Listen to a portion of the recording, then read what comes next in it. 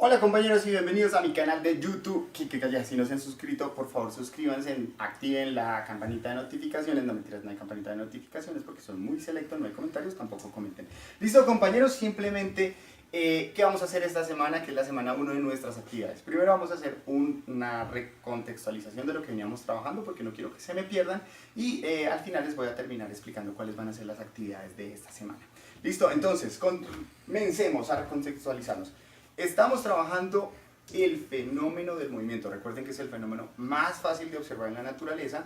Particularmente hay una rama de la física que lo estudia, que es la mecánica, que se hizo tres grandes preguntas. Por cómo se mueven los cuerpos, por qué se mueven los cuerpos y por qué no se mueven los cuerpos. A partir de la resolución de estas preguntas empiezan a surgir nuevas estructuras en la física o subramas de la física, como son la cinemática, la dinámica y la estática. Nosotros nos centramos en ¿dónde? En la cinemática, o sea, cómo se mueven los cuerpos. Nuestro trabajo, en pocas palabras, es describir el movimiento que presenta un cuerpo. Para eso habíamos planteado unos elementos importantes antes, que eran entender y definir el espacio y el tiempo. Habíamos dicho que no íbamos a trabajar desde una posición relativista, sino desde una posición clásica, donde el tiempo y el espacio son dos elementos totalmente distintos, aunque están relacionados. ¿Listo? Si uno se afecta porque se está afectando el otro, eso ya es una posición o una visión relativista. Entonces, compañeros, elementos importantes a recordar y que ya tiene que estar claro. ¿Qué es un marco de referencia que me sirve para definir el espacio? Posición inicial, posición final, trayectoria y desplazamiento. Y su relación con el cambio en la posición o en el espacio, al que llamamos rapidez y velocidad. Entonces, mis queridos compañeros, ya teniendo claro eso, que lo venimos trabajando en clase, pues vamos a empezar con el análisis. Habíamos dicho que uno de los elementos más importantes o más fáciles de observar en el propio movimiento es el camino que siguen los cuerpos. Entonces habíamos visto cómo, por ejemplo, se pueden tener caminos rectos, se pueden tener caminos parabólicos o se pueden tener caminos circulares. A partir de estas tres definiciones podemos llegar a tener tres estilos distintos de movimiento. Estilos acorde a su trayectoria llamados rectilíneo, parabólico y circular. Ya habíamos descrito estas condiciones inicialmente. Entonces, ¿cuál de estos tres vamos a trabajar? Los vamos a trabajar todos. Inicialmente estos dos. Yo les había dicho que no sabíamos si lo alcanzamos a trabajar este año o no, pero ustedes en trigonometría lo tienen que trabajar, ¿listo? Entonces vamos a trabajar rectilíneo y parabólico. Y para empezar, vamos a empezar con el rectilíneo o linear motion. ¿Listos? ¿Cuál es este movimiento? Simplemente este movimiento me dice que hay un cuerpo que cambia de posición en un espacio y en un tiempo y la trayectoria que sigue es una trayectoria recta. Como cualquier movimiento debe describir unas ciertas condiciones. Lo mismo que este movimiento. Tenemos una trayectoria recta. Habíamos dicho, mis queridos compañeros, que las trayectorias rectas las podemos minimizar a una sola dimensión. A pesar de que los seres humanos tenemos visión estereoscópica y observamos el mundo y lo percibimos en tres dimensiones, lo podemos minimizar a una, dos o tres. ¿Listo? Para nosotros, el movimiento rectilíneo simplemente lo vamos a divisar de una dimensión. ¿De qué forma? Horizontal y vertical. ¿Listo? Estas van a ser las condiciones. Como cualquier movimiento, tiene todas las condiciones. Debe tener una trayectoria y debe tener un desplazamiento. Por ende, vamos a tener desplazamiento y por ende vamos a tener desplazamiento. Entonces, movimiento rectilíneo es un movimiento donde la trayectoria es una línea recta. Tiene las características de que su medida en términos del desplazamiento es igual a la medida de ¿quién? De la trayectoria. No se les olvide, trayectoria y desplazamiento no son los mismos. Lo que ocurre en el movimiento rectilíneo o de una dimensión es que el tamaño del desplazamiento es igual al tamaño de la trayectoria. ¿Listo? Y esto tiene unas ventajas, porque cuando miramos las relaciones de cambio en el tiempo, la rapidez y la velocidad también comparten el mismo tamaño. ¿Listo? Entonces, el primer tipo de movimiento, porque ya hemos dicho que el movimiento rectilíneo presenta tres casos puntuales, y vamos a analizar el primer caso. En el primer caso teníamos a nuestro amigo Quicksilver que presentaba o describía un movimiento, y vamos a describir cómo fue ese movimiento. Dijimos que tiene una trayectoria recta, que para nuestro caso iba a tener una posición inicial y final. ¿Dónde qué pasaba?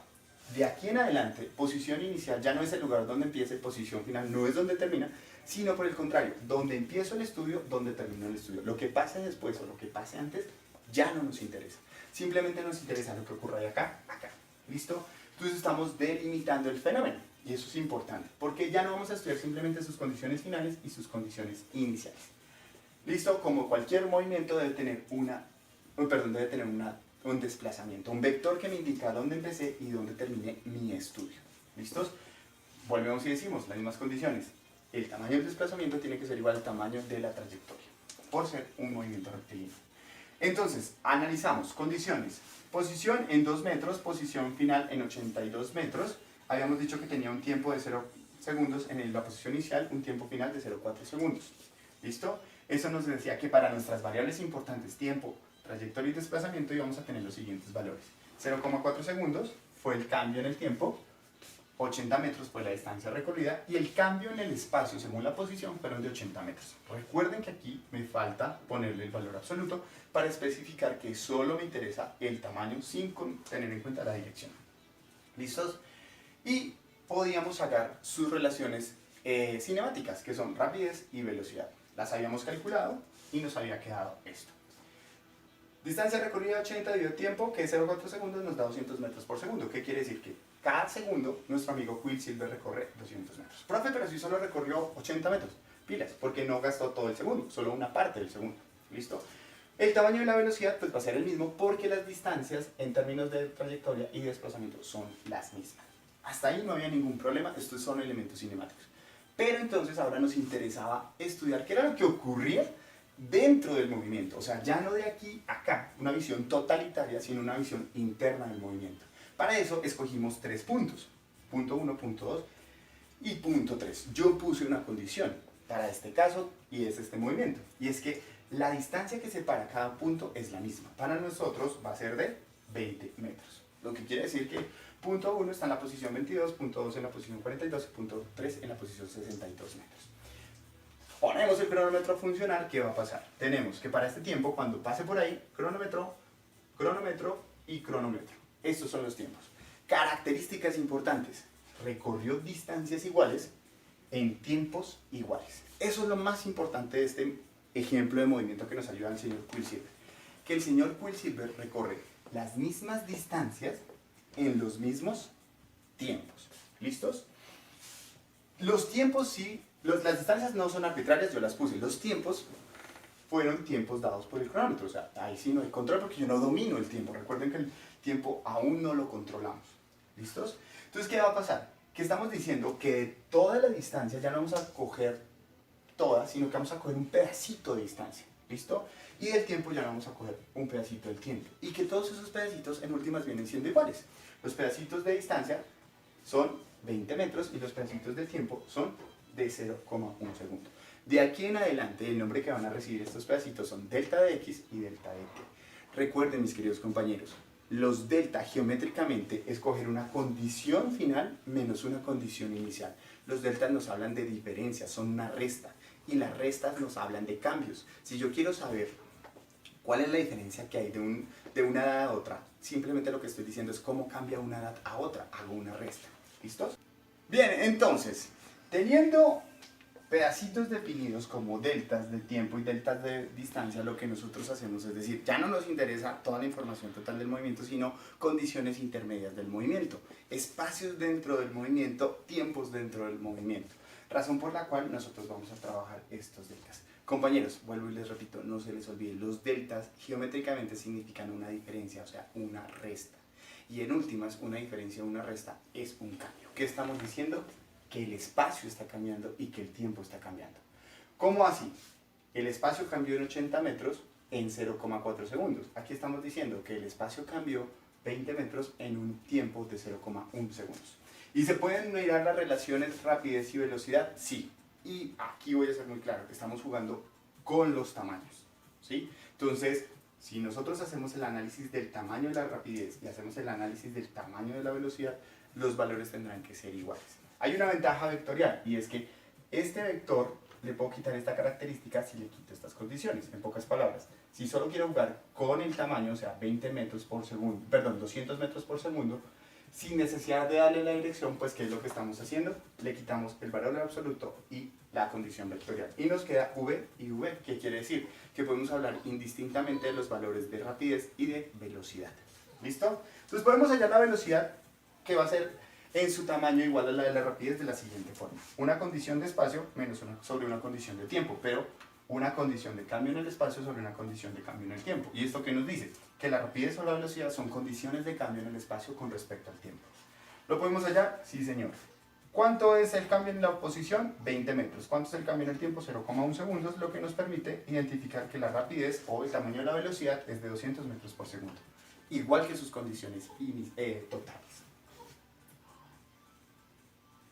Ahora, ¿qué significa una condición geométrica? Que un cambio en la posición simplemente me dice que hay una posición final y le resto la posición inicial. Y ahí puedo mirar cómo cambió una con respecto a la otra. Lo mismo va a pasar con el tiempo. El tiempo, en cambio, el delta de tiempo es una condición final menos una condición inicial. Podemos hacerlo con los valores iniciales. Entonces, nos queda que la posición final menos la posición inicial sobre el tiempo final menos el tiempo inicial, pues nos va a dar delta sobre delta, o delta distancia sobre delta tiempo. Esto implica que se convierte en rapidez o en tamaño de la velocidad. Si hacemos la operación, posición final 82 menos posición inicial 2 metros sobre tiempo final 0,4 segundos menos el inicial que es 0, pues vamos a obtener el mismo resultado. ¿Qué quiere decir? Que para este caso del señor Quicksilver, o mejor, el señor Quicksilver presenta un movimiento en el cual, si yo analizo sus condiciones totales, si yo analizo sus condiciones intermedias, los valores o las relaciones de cambio en el tiempo y en el espacio tienen el mismo valor. ¿Y por qué tienen el mismo valor? Por una sencilla razón con la que comenzamos el video, y es, recorre distancias iguales en tiempos iguales. O sea, siempre que pase un segundo, recorrerá 200 metros. Y a esto se le dice que la velocidad es constante, porque va a tener siempre los mismos cambios en el tiempo que en la distancia, o recorrerá las mismas distancias en los mismos tiempos. Cuando eso ocurre, se llama movimiento rectilíneo uniforme. Palabras claves acá. La velocidad es constante, y es constante porque siempre recorre la misma distancia en el mismo tiempo. Para nosotros, el tiempo siempre lo vamos a referenciar por segundo. ¿Qué quiere decir? Que el señor Quicksilver cada segundo recorre 200 metros y siempre recorrerá esos 200 metros. Primer segundo, 200 metros, siguiente segundo, otros 200, siguiente segundo, otros 200. A ese movimiento lo llamamos movimiento uniforme rectilíneo. ¿Por qué movimiento? Porque hubo cambio de posición. ¿Por qué rectilíneo? Porque su condición de trayectoria es recta. ¿Y por qué uniforme? Porque siempre recorre las mismas distancias en tiempos iguales. Y por ende su velocidad es constante. Listo, mis queridos amigos, esto fue un breve repaso de lo que es el movimiento rectilíneo uniforme. En un siguiente video les voy a explicar cuáles van a ser las actividades en el video de semana 1. Bendiciones, no olviden suscribirse y por favor denle like.